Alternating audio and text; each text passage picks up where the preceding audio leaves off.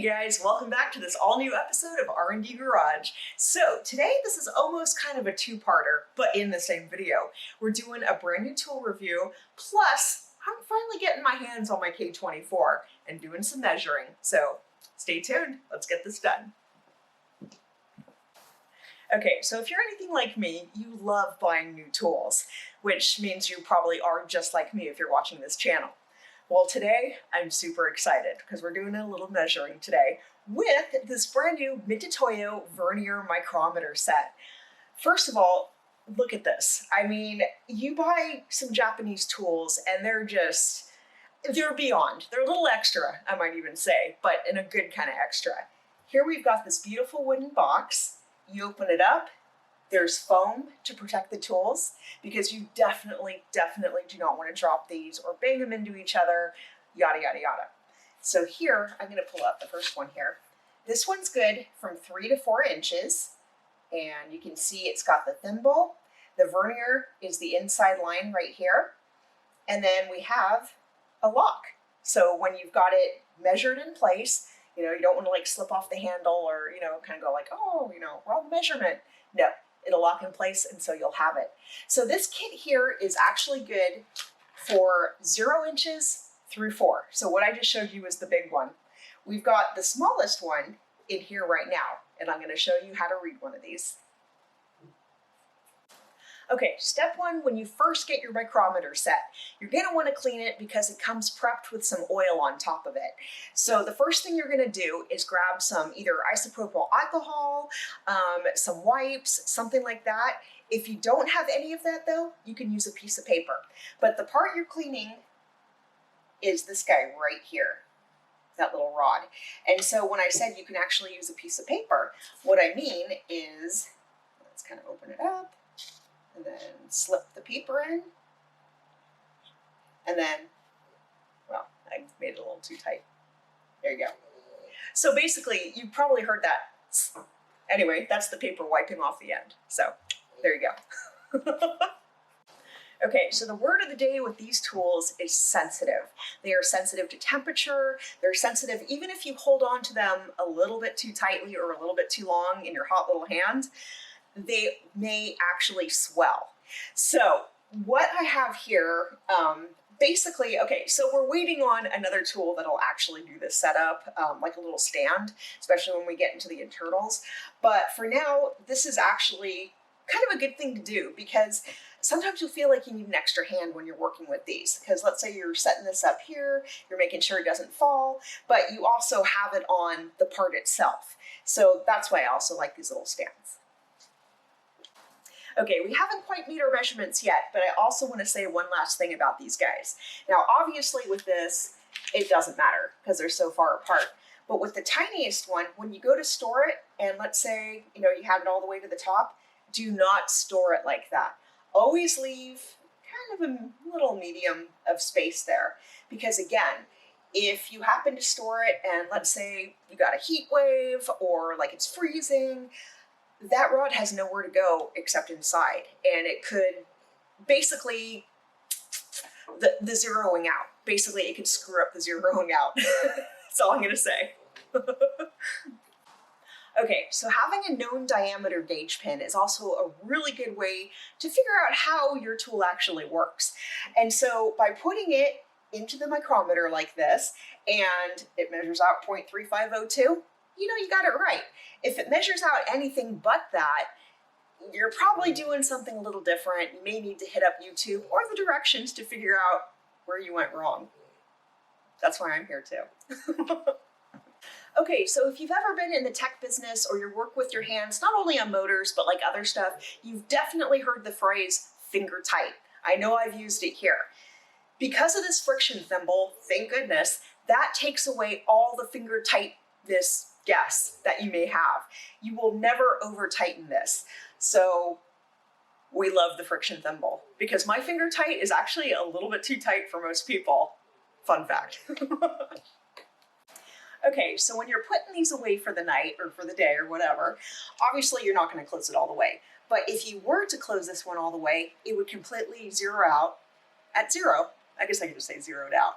But you're probably wondering, how the heck do those. It's like never gonna reach, you know? So this is what I'm gonna show you. Every single one of the bigger ones comes with something called a standard. And so this means it's zeroed out. And so, which is this little piece right here. And so that's what you can use to completely zero out your part, or your micrometer.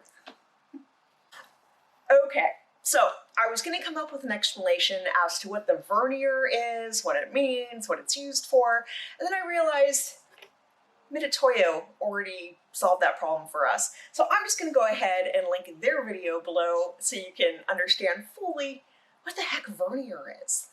Vernier. It makes me think of like Stand By Me, Vern. Come on, Vern. Okay, you guys, so you're probably wondering by now, well, how the heck do you measure something? Okay, let's do it again with this pin. So the first thing we're gonna do is place it in between, towards the middle. I'm gonna go ahead and give it a couple more on the friction pin, just like that, or the friction thimble. And I'm gonna lock it down, and now it's not going anywhere. So this is how we measure. Okay, so I took the pin out so you guys can fully see what I'm doing here. Okay, so this is the way we actually measure. It's on the 3, but we also have a couple lines going out, like half. And so that's where the 5 comes in. So far we have 0.35, we're on the 0 line, O, and then when you come up, you're gonna find the lines that match the most. And that here is the 2, and that's how we get 0.3502. And yes, it took me a while because I hate math, even though this strictly isn't math, but it's like kind of math, and yeah.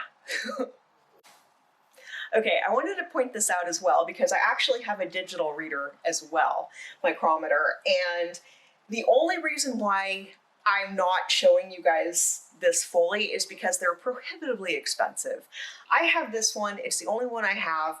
You could buy another one of these in a bigger size for basically the whole of the box. So that's why we're not doing this. Obviously digital, it's freaking awesome. It's a whole lot easier than trying to read, you know, the teeny tiny, take a picture with your phone kind of readouts. But again, since it is digital, maybe once in a while it'll be a little off. You never know. Okay, and I also want to go back because I can give you guys the part number of the box. And so the part number of this micrometer set is 103-931. So enjoy, you guys. Okay, so this just about marks the ending of how to use a micrometer, but I wanted to also say this. So let's say you use it, everything's great, and you're gonna put it away, maybe won't use it for a few months. Now remember, your set came all oiled up, so that should get you thinking, if I'm gonna store it, I should probably put a little more oil on it. And that's exactly what you wanna do. Not a whole lot, just a little bit. And so what you're gonna do is take a little bit of 3-in-1 oil and kind of get this little pin right here, and then the faces as well. You don't have to get the whole rest of the tool, just the part that counts.